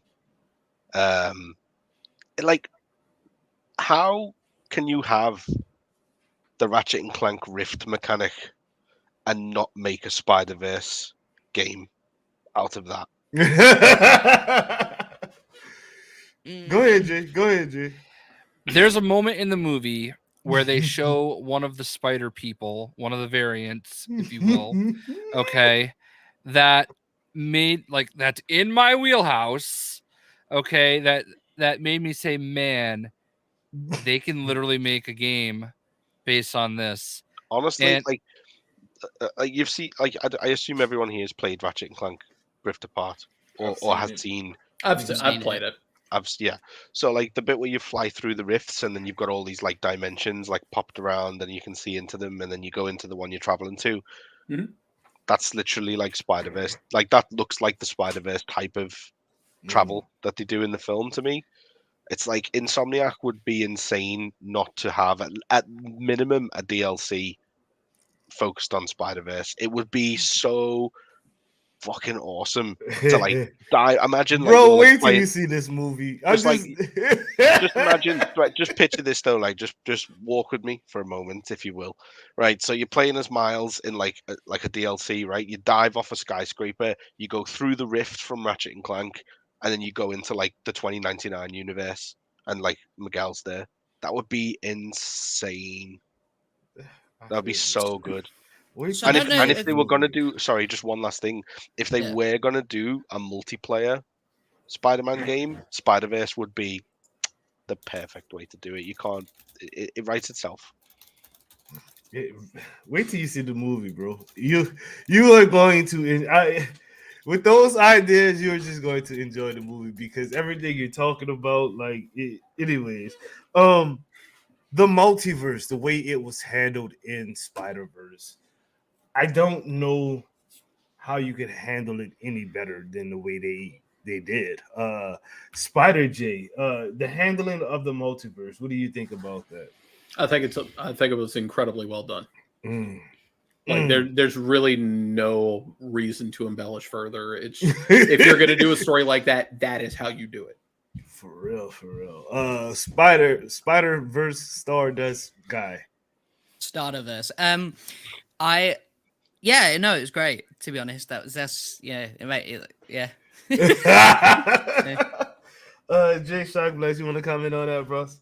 As everything that I hate about like comics having a multiverse, you know, like it's hard for me to look at that because, like, I don't know, it feels like it cheapened Spider-Man to me, but like it's really cool too, you know. All I did was look at it all and be like, man, I hope that suit's in the game. I hope that suit's in the game. I hope that suit's in the game. Like, hold on, let me get my phone out for this part. I'll just record it and look back so I can like figure out which suit I want in the game. Like, that's my problem with multiverses in general, is that like I Spider-Man's such a special character, and it just feels like, oh, just like all these random like joke versions and serious versions and cool versions and dumb versions, and like it was just like but at the same time I was like, oh, you know, that's the best way I can answer that question. Last question for the podcast, as far as this section is concerned. Out of all the Spider-Man shown, none of the spoiler or cameos or anything like that, because y'all know there's hella of those in there. But out of all the Spider-Men shown, Spider females as well, who is your favorite Spider from across the Spider-Verse? Spider J. Ben Reilly. I love getting that. Die-hard Scarlet Spider fan. Like, yeah, it was no contest. Starterverse. Right, it is Miles, but I have to give a shout out to Hobie because as someone who, like, obviously being from the UK, right, and a lot of people bully the British online, every reason to do so. By the way, it was nice that a lot of people came out that film and thought just for a little bit that we're really cool.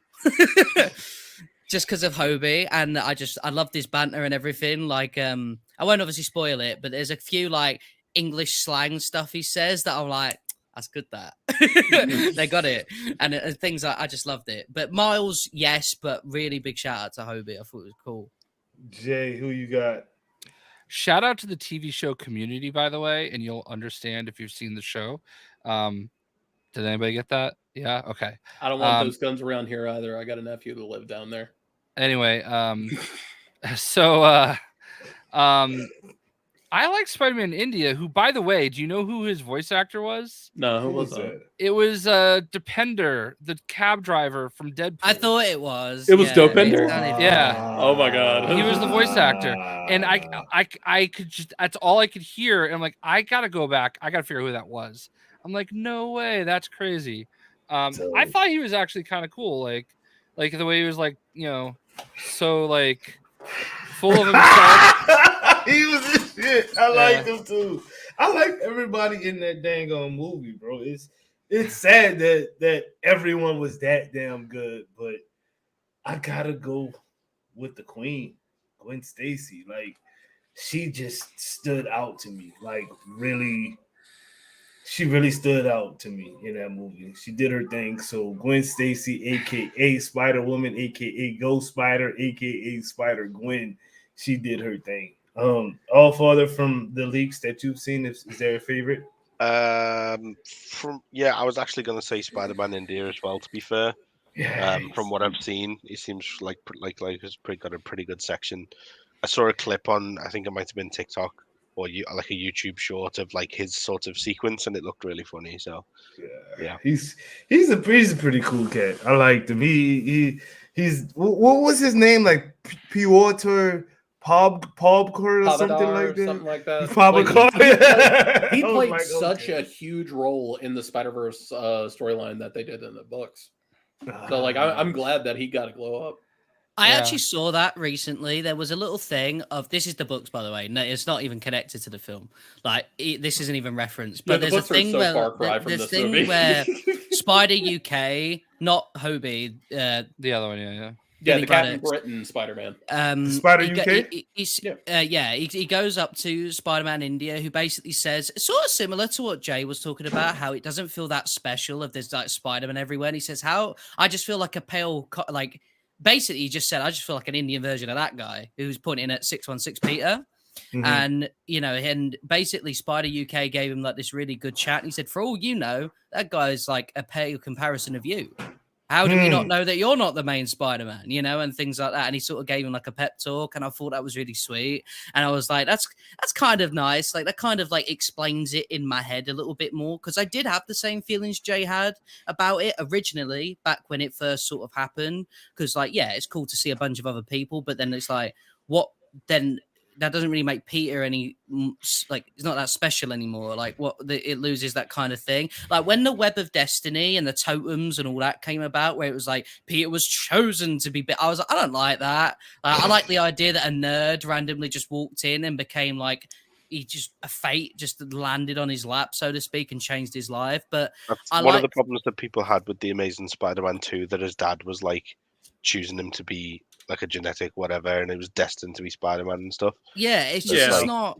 It's like, I just like the fate idea of it, because like it could happen to anyone. Obviously not in real life, that's silly, but you know what I mean. Like, it could happen to literally anyone. But I think the multiverse kind of still tells that story, which is why it's not just Peter Parker, like every single. It's more or less a bunch of Peter Parkers, but that's why I like the fact that there is like Miles, Miguel, Gwen, and all that, because it does say like anyone can be Spider-Man so long as they have the principles and things like that, like that's even in the 90s cartoon. There was a Spider-Man in the Secret Wars thing that didn't even have any powers. Yeah, he was like actor. He was literally an actor, but like he obviously was a good guy, right? Or else they would have showcased that a lot more. And Spider-Man is beloved in the real world, like he is in the real world. No, but like the real world in the cartoon, their depiction, and then, but yeah, and things like that. And I like the fact that just proves that anyone can be Spider-Man. And I think that really helps Miles's case in this movie, keeping that lesson and the things the movie tells us, because it just shows that being Spider-Man isn't about like a bunch of tragedy. It's not about Peter's life being like misery and everyone dying around him and he still keeps going. It's the fact that in spite of the bad things, he still chooses to be a good person. And that's sort of the same as, I like that. That's a good message. Yeah, and that's one of the things when it comes to like multiverse stuff. Like, because when I see multiverse stuff, I do kind of side with Jay a little bit, because Syndrome from The Incredibles plays in my head sometimes. Well, if everyone's super, then no one will be. That kind of happens quite a bit. But when it comes to Spider-Man, because he's such a unique situation, that it's not so much what you can do, it's why you do it. And that's what makes Spider-Man so incredible, so amazing, pardon the pun. But why Spider-Man becomes so beloved. Yeah, that too. Or sensational, or in my case, superior. Yeah. But it kind of ties into the whole like one of the reasonings behind the fact that he was one of the first superheroes to have a mask that just completely covered his face, and Yeah. that was like because they wanted it to be like anyone could be Spider-Man, and they've kind of like gone into that idea with the multiverse, is that like it literally could be anyone. So Literally could be anyone, but Stan Lee didn't make it anyone else except a clone.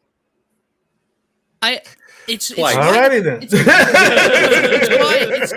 No, but for real though, like stuff like this is why I do love the character so much, because like you can, this might sound a bit silly, but I do like putting myself in the Spider-Man stories that I'm reading and stuff like that, and think to myself like, I would love to be able to, in real life, be able to uphold the sort of personal standard that like these characters that I love are able to do for themselves. And I feel like that kind of like relatability of wanting to do good and things like that, despite the stuff you've been through, feels kind of nice. Like it's nice to sort of like, whenever someone feels like they're not sort of heard, and then a character comes along that kind of fits everything that you've ever sort of felt or whatever like that, it's you do stick to that character and you do glue to them quite a lot. And I feel like that's kind of the thing with Spider-Man for me personally, which is why like when Miles, say, when he was first revealed, I was, hey Eastwood, I was in the same way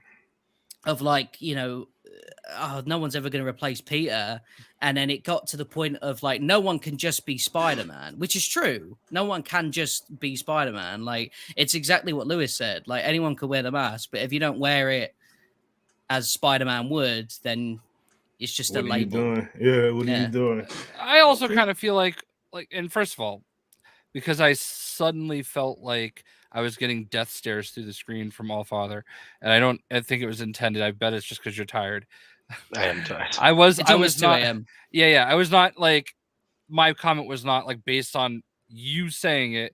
It was based on the actual statement. I'm sure you know that, but I feel better saying that now. So anyway, but no, yeah, it's cool. Like I was just purely going off the fact that like even Stan Lee himself, like in obviously before he passed, like in an interview, was like, one of the best things we did was make Spider-Man completely anonymous through his mask, because retroactively that means that like the reason they can do Miles in the first place is because he can just be anyone. Like, even though Stan Lee did make Peter Parker Spider-Man, he himself did say anyone can be Spider-Man, and that's why Miles can be Spider-Man, and so on and so on and so on. Yeah, and my take on that, and I feel like there's a lot, not you, but I feel like that's Stan Lee having a little bit of revisionist history, because like I feel like when he says that, he means that like you just don't know who he is, right? Like it could be anybody, but like that is an interpretation anyway. But like even Stan Lee for like 70 years could have made Spider-Man anyone and didn't.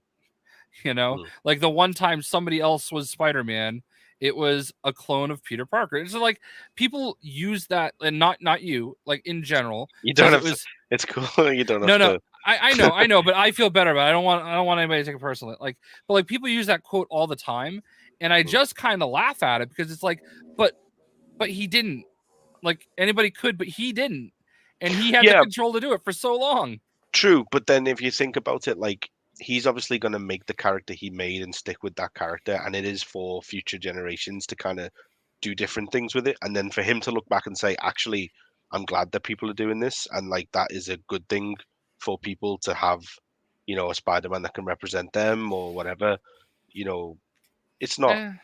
Yeah. One of the things I'll say as well is that even back in the day, like while Peter Parker as a character was being created, he was going against the grain of superhero stuff. So like that whole sort of thing of like anyone couldn't wear the mask was a thing even back then. Obviously not the exact saying, but like the idea was that Peter Parker isn't like the perfect, like, blue collar, all American, he wasn't Captain America. He wasn't Iron Man. He was literally a nerd from Queens, an absolute loser, right? And he was, he wasn't, obviously, it was true. Like he was an absolute loser, a complete nerd.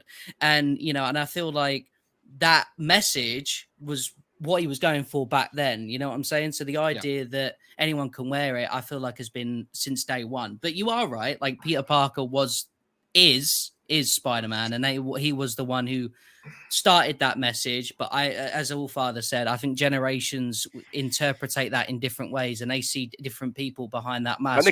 And the message itself can just evolve over time. Yeah, exactly, and exactly, and like the character himself, like when you really break Spider-Man down, the character of just Peter, Miles, Spider-Man in general is so broad, but in like a good way, that like I think the reason there are so many Spider-Men now is because I feel like he is such a relatable character, no matter where you are in the world or what you look like, that like it is so lovely to be able to pick up like I don't know, Spider-Man India book if you're from India, because there you go, you got your guy, Spider-Man, who can represent you and those things that you like. Obviously, Peter still does that, but everyone likes to sort of just have that, like, this is everyone my guy. kind of like Spider-Man to me, even just like remembering as a kid, is like one of the easiest heroes to imagine yourself as. Exactly, Like, yeah. like it's very difficult to imagine yourself as like Superman because he's literally an alien. Like,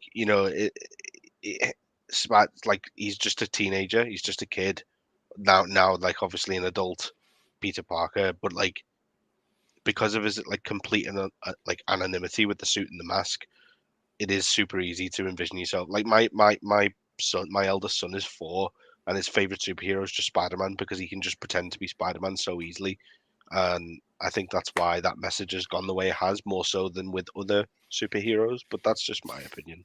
This is a little embarrassing, but when I was younger, right, when I was like a bit older than that, but not like too older, right, I used to, there was a big space in my front room, and what I used to do is I used to literally pretend I was Spider-Man, so do like the little, the movements and stuff like that, like the little poses, and like pretend I was fighting people and stuff like that. And that was, and then the cartoon would be on at 9, the 90s cartoon and stuff like that, and I'd stay up and watch that. And I was like, damn, man, that's so cool. I'm like that. I can do those moves, like, and I can imagine that now, because generations have gone and there's more Spider-Man or more people that at least look like the other people and stuff like that. It's a lot better to have that visual imagination just as well as like, that's me. Because the moment, so say, a black teenager, right, as soon as Peter takes off the mask, it's like the visual thing, that imagination is sort of gone now. He's like, oh, he's not, he's same principles, but he doesn't look like me anymore. Whereas Miles does that, Spider-Woman does that, Spider-Man India does that, Miguel does that for the Puerto Rican community and stuff like that. And I love that, man. I think that's brilliant, like, and that's not to go against Jay at all, by the way. Like, I need to make that really clear. It's not like it's like what he said, fuck that guy, here's some bars. Like, it's not that at all. That's just my own personal interpretation, and that's I get just both like, sides of it. Like I do see where Jay's coming from 100%. Like, me too. Me too. I get it. I do agree though, Stardust. That was embarrassing for you. I used to love it, man. If it wasn't weird to do it at the age of 22, I'd be doing it. All right, boys. I personally appreciate each and every one of y'all coming. No, you don't. The show. That's a lie. Okay, Bold-faced lie. You two, I greatly appreciate you two guys coming on the show. It has been so awesome. Thank you to the chat for rocking with us. Y'all could have been anywhere in the world. Y'all here rocking with the best from Hoarder Game of the Eastwood, Lewis, Navaflow, who else is in here? Jake Coon Prime, but you on the dang on planet. Super Supreme, I said Super Wiccan, Supreme Wiccan, Lewis X19, Pewter Odin, Mike Walcalta, QMR, Mr. QMR, Raises in the building. So many other people was in here, man. Thank y'all all for tuning in. It was a pleasure.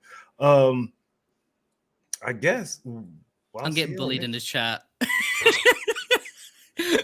Age 18. It was last week. It is. I mean, all right for you. Eastwood was like, "Hi Jay, Shockblast, hi Star." I appreciate it, Lewis. So this podcast is a rare opportunity. 4 out of 4 cats were shown on the podcast tonight. All 4 of them. With all that said, cats included. Wait, all hold on. Thor. We gotta show off our pets. Thor, he's not gonna come. Sorry. You My sure? dog is way too fat to bring into this room and get her on camera. She won't do that. I'll try and get my 2 cats next time. Oh, Laissez les bon temps rouler. I'm gonna bring my fish. Fuck it. Laissez Do les it. bon temps rouler, which means let the good Bye, times roll. Thor. Peace out. Bye. What's shaking, people? It's your boy Doomkiller HD. Sit back and relax. You are now rocking with the best. Let's go! It's the weekly wrap up where we give you the news. Break it down bite size so it's easier to consume. Discussing the hottest game and start of what's coming soon. Is it real or is rumor? Homie, that's up to you. Fire or trash reaction. Live viewers call in. No cap conversation. We going all in.